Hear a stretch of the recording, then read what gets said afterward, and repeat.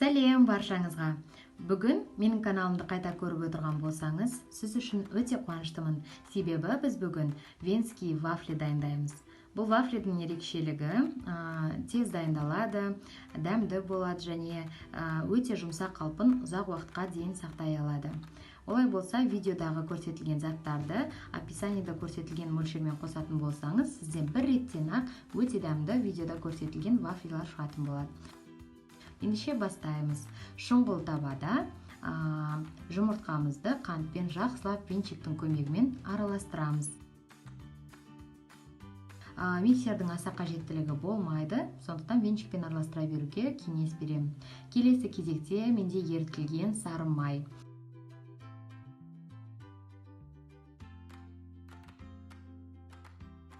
Сары майдан соң қаймақ қосамыз. Қаймақтың проценті маңызды емес, дегенмен қаймақтың орнын йогуртпен немесе айранмен алмастыруыңызға болады. Бірақ дүкендегі айрандардың барлығы жарай береді деп айта алмаймын, сондықтан оның қою болуын қадағалауларыңыз керек.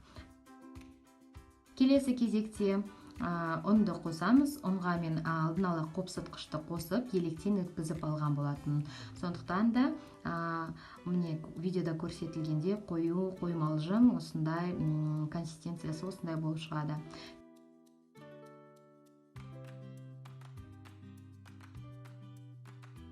Келесі кезекте вафельницаға кезек-кезегімен осылай құйып отырамыз. Әрбір вафлиді пісіруге менде 5 минут уақыт кетті. Ол вафельницаның сапасына байланысты. Кейбіреулерде 7 минутта, кейде одан да аз уақытта пісіп жатады.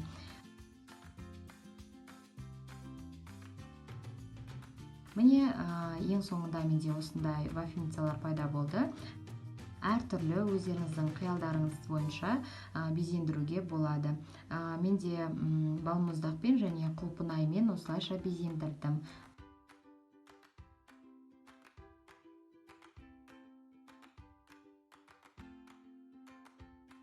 Астарыңыз дәмді болсын.